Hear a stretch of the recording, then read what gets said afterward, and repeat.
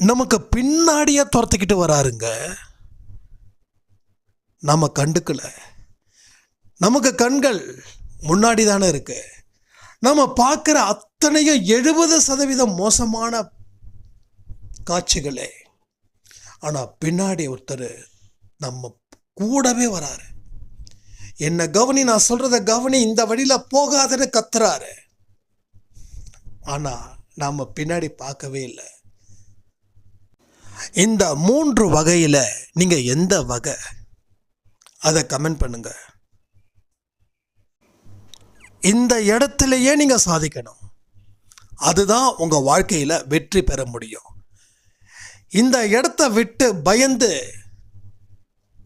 வேற பக்கம் போய் நம்ம சரி பண்ணலாம் அப்படின்னு நினைச்சா உங்கள் வாழ்க்கையில் உங்கள் கர்மா உங்களை படாத பாடுபடுத்தும்.